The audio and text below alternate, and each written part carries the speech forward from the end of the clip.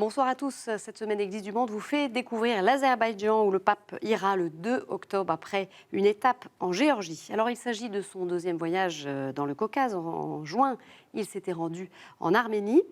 Situé entre les cimes du Caucase et la mer Caspienne, l'Azerbaïdjan compte environ 10 millions d'habitants.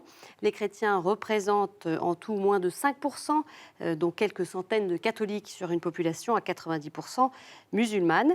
Et ces chrétiens, eh bien, ils sont répartis pour la plupart entre l'église orthodoxe russe, située à Bakou essentiellement, et les chrétiens apostoliques arméniens qui se trouvent, eux, dans le Haut-Karabakh, alors une région séparatiste qui est en conflit depuis le début des années 90 avec l'Azerbaïdjan, un conflit méconnu, mais qui a pourtant fait près de 35 000 victimes.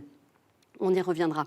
Alors sur le plan économique, l'Azerbaïdjan a d'importantes ressources pétrolières et gazières qui lui ont permis de se développer après la période soviétique.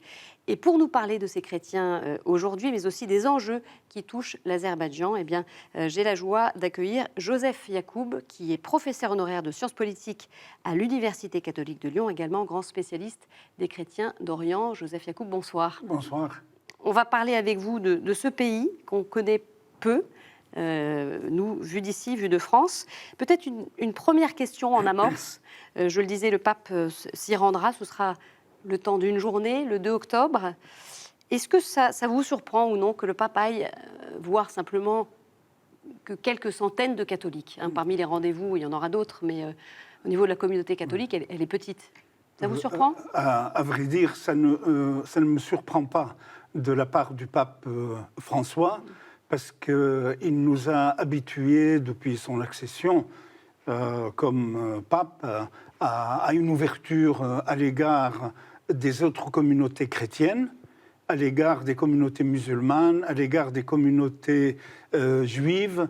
Et comme ça a été annoncé, c'est une visite pour aller rencontrer les communautés chrétiennes et en même temps développer un discours de paix et de concorde entre les religions, puisque comme vous l'avez dit, la majorité de la population de l'Azerbaïdjan est massivement musulmane. Voilà, c'est une approche large et globale. Voilà, évidemment, il ne va pas voir que les chrétiens. Globale, œcuménique, dans le vrai sens du mot. Alors, on va revenir à l'histoire de ce pays. Dites-nous un petit peu, dans les grandes lignes, voilà, qu'est-ce qui marque ce pays qui a été traversé par toutes sortes d'étapes. On se souvient des décennies aussi du communisme. Oui. L'histoire de l'Azerbaïdjan est très ancienne. Et il fait partie, comme vous l'avez dit, du Caucase. Et ce Caucase, de tout temps, était un carrefour, un lieu de rencontre des peuples et des cultures, depuis les Grecs de l'Antiquité, en passant par les Romains, en passant par la Perse, par la Turquie. Tous ces pays sont passés dans cette région et ils ont laissé fortement leurs empreintes. L'Azerbaïdjan, à titre d'exemple, sur le plan religieux, il est musulman, mais 2/3 de sa population musulmane est chiite, vu la proximité de l'Iran, et 1/3 de sa population est musulmane sunnite, vu les liens qui ont toujours été tissés avec la Turquie.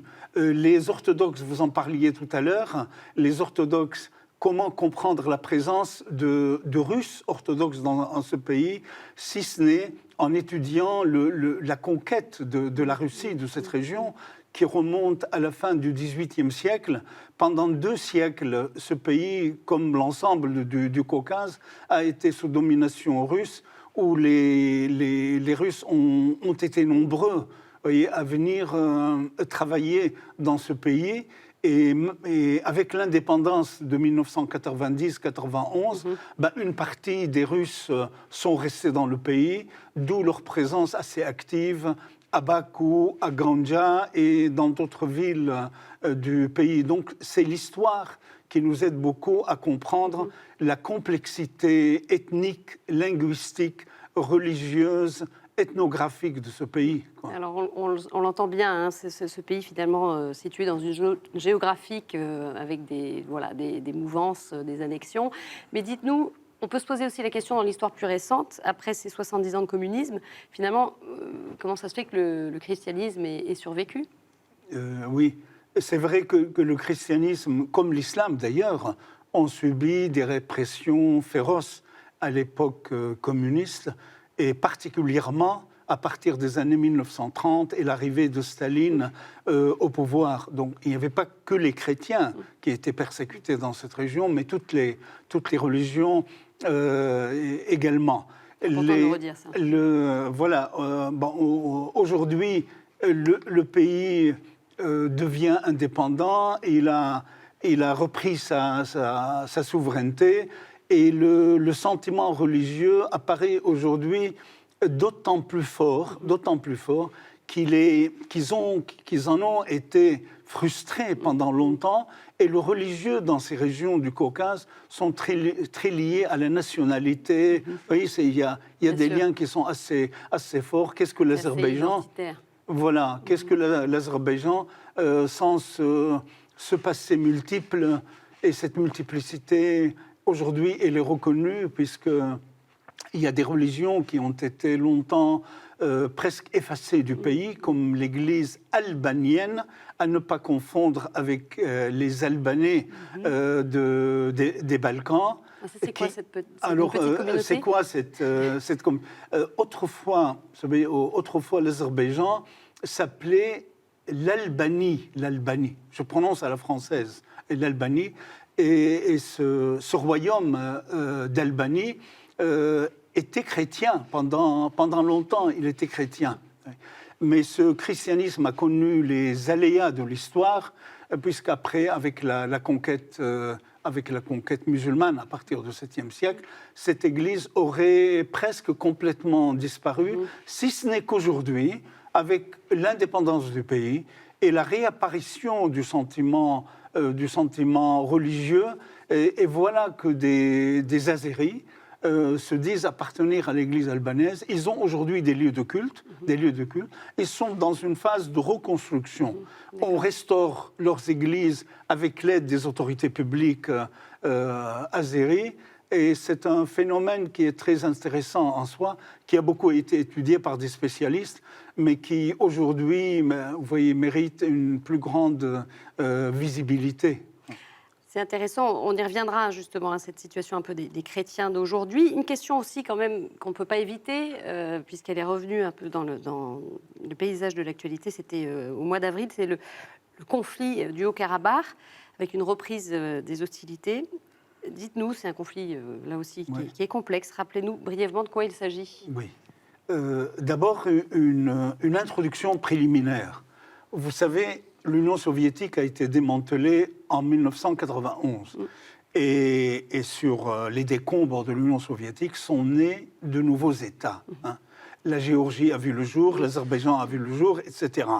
Et ces pays, pendant la première décennie, ils ont été très marqués par un fort sentiment patriotique et nationaliste. Chaque peuple voulait se défendre et voulait marquer sa souveraineté. L'Azerbaïdjan l'a fait, d'autres pays dans la région l'ont fait. On le retrouve le même phénomène un peu dans plusieurs régions. Alors, au moment où l'Azerbaïdjan a proclamé son indépendance et sa souveraineté sur l'ensemble de son territoire, en 1991, les Arméniens, dont une partie importante vit dans la région du Karabakh, et essentiellement dans le Haut-Karabakh, le Nagorno-Karabakh, ils voulaient également bénéficier d'une autonomie plus large et d'une certaine indépendance. Et voilà que le conflit éclate. Moi, j'ai été en mission en 1993, j'avais été dans cette région. C'est un conflit qui est gelé. Il y a un groupe un groupe qui a été mis en place pour régler ce problème, un groupe à l'échelle internationale qui englobe la Russie, les États-Unis, l'Europe, qui s'appelle le groupe de Minsk, depuis cette époque. Il y a de temps en temps, il y a des échauffourées sporadiques entre les deux parties, mais disons, on est loin d'un règlement pacifique, négocié et politique de cette question. Et voilà, le pape qui, d'ailleurs, lors de sa visite en Arménie, a, dans une déclaration commune avec le patriarche Karékine II, catholicos de tous les Arméniens, appelé à la paix dans cette région.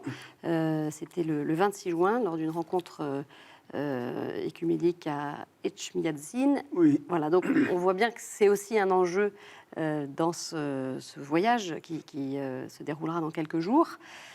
Et le pape, il en a d'ailleurs reparlé le jour même lors de la conférence de presse dans le vol de retour d'Arménie, en annonçant ce qu'il dirait au président Azeri. On l'écoute. Ho incontrato il presidente a Serbia e ho parlato con lui. E dirò anche che non fare la pace per un pezzettino di terra, perché non è una cosa, significa qualcosa di oscuro, no? Ma lo dico a tutti questo, agli armeni, a Serbia.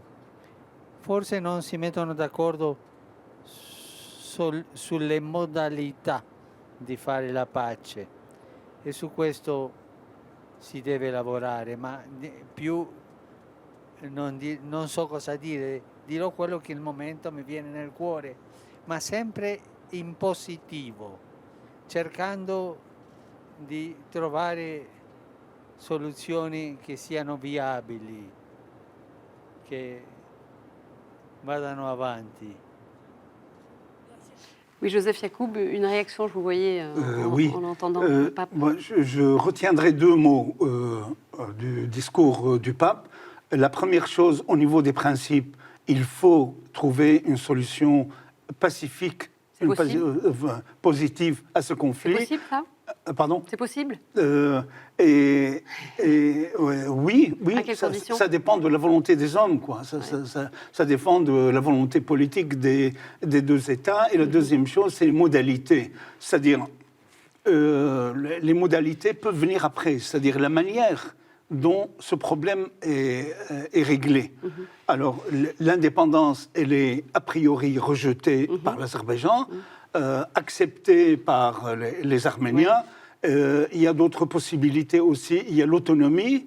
Il y a une autonomie très large. Je parle de modalités, vous voyez, que le pape sous-entend dans son discours, une autonomie très large, une autonomie territoriale, une autonomie linguistique, une autonomie politique. Il y a beaucoup de conditions, là. Voilà, il y a beaucoup de conditions, mais toujours est-il qu'il faut qu'il y ait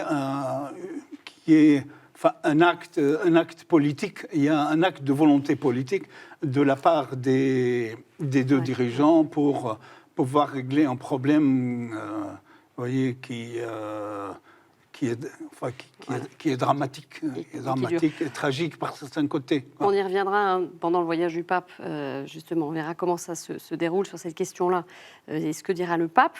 On en revient maintenant à la situation des chrétiens aujourd'hui en Azerbaïdjan.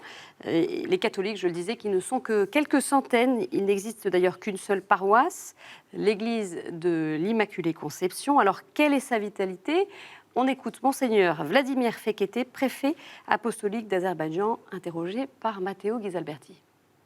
Erano qui un regno cristiano fino al secolo VII, quando sono arrivati arabi, e lentamente tutto qui è stato cambiato per un mondo musulmano, ma erano sempre qualche isola di cattolici, soprattutto nelle montagne, che hanno sopravvissuti anche durante questi secoli, ma sempre come minoranza. E quindi adesso ci sono forse 300, 400 o 500 i cattolici, che sono soprattutto delle famiglie miste. O un musulmano locale si è sposato con qualche cattolica o a rovescio. A Baku abbiamo questa unica chiesa che è chiesa costruita grazie dal regalo del terreno del Presidente dopo la visita del Giovanni Paolo II e quindi tutto il paese è unica parrocchia in momento, sì.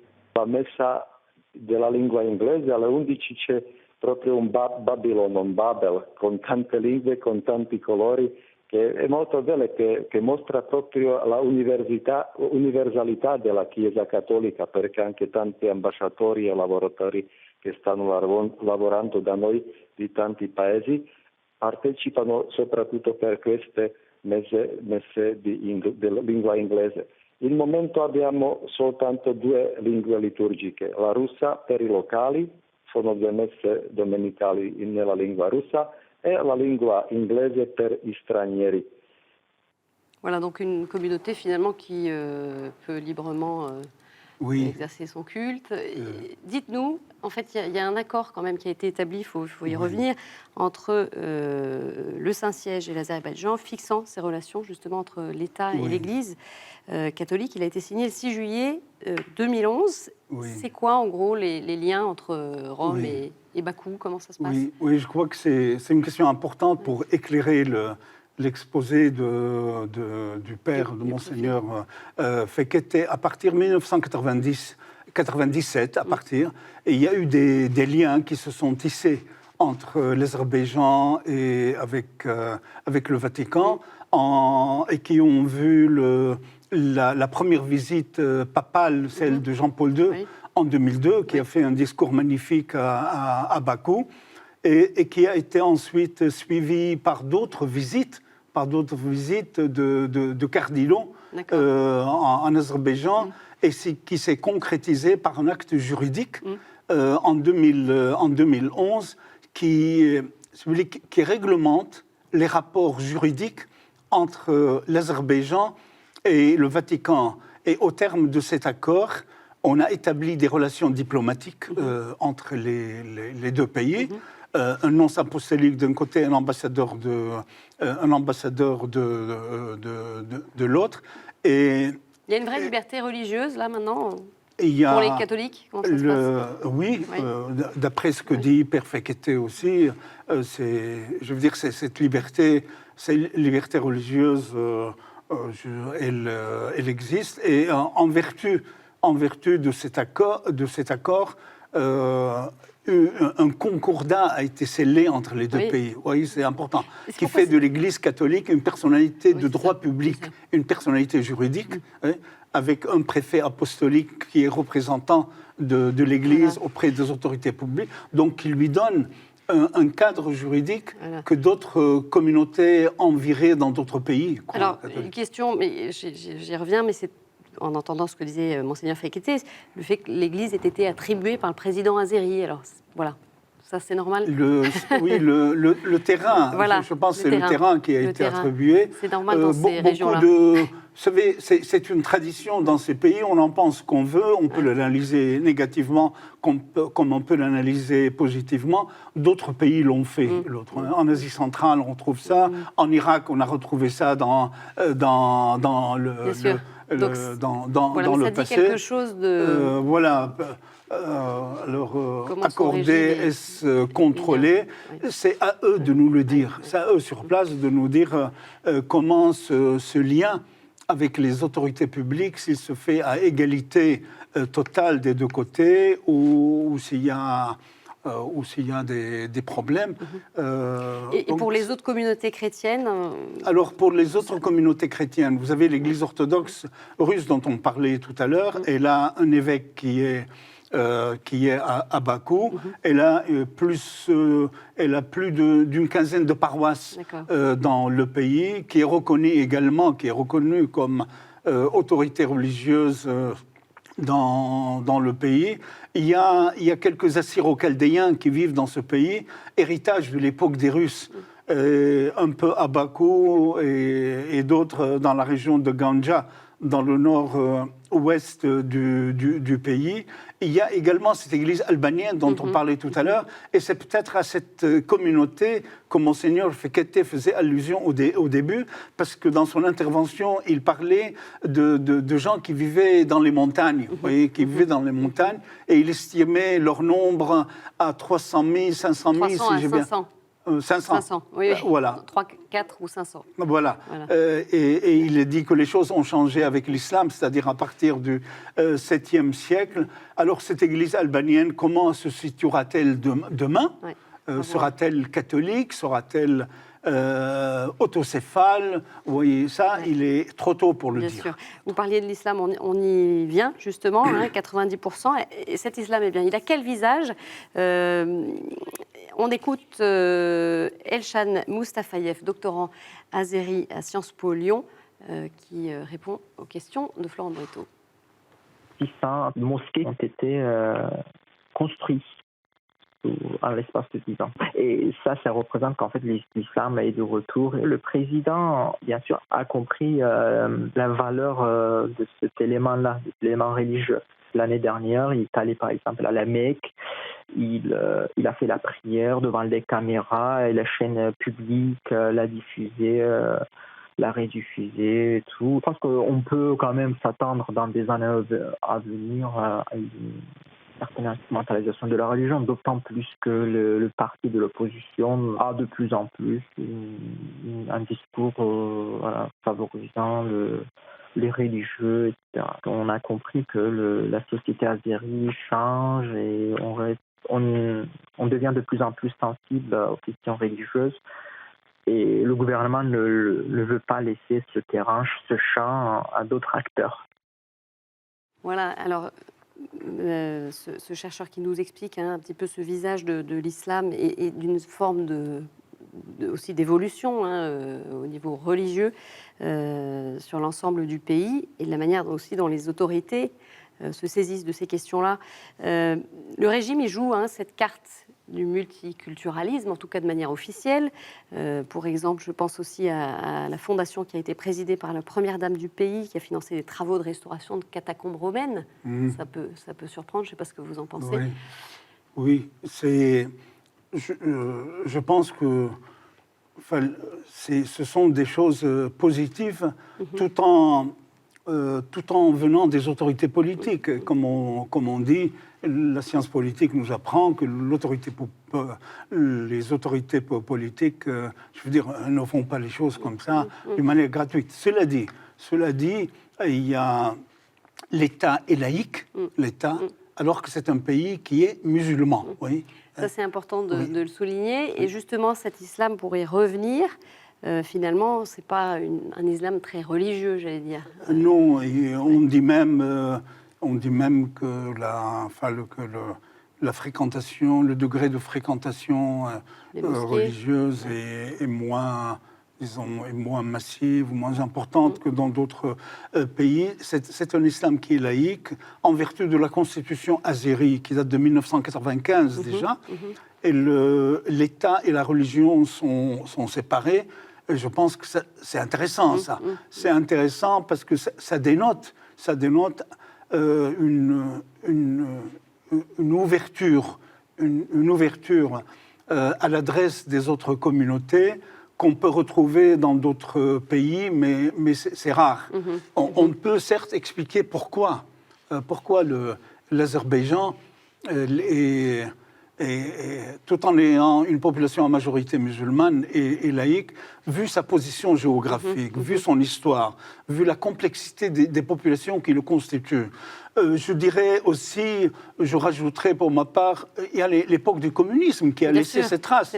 C'est vrai que le communisme était un régime qui était dictatorial, mais qui était en même temps, tout en étant anti-religieux, et il a développé une certaine mentalité séculière, On l'a compris et on voit bien dans toutes ces nations qui voilà. ont été traversées par Voilà. cette période difficile. Mais alors, juste peut-être pour terminer, parce qu'on arrive à la fin de cette émission, le pape, vous le disiez en début de plateau, rencontrera toutes les composantes de ce peuple azéri.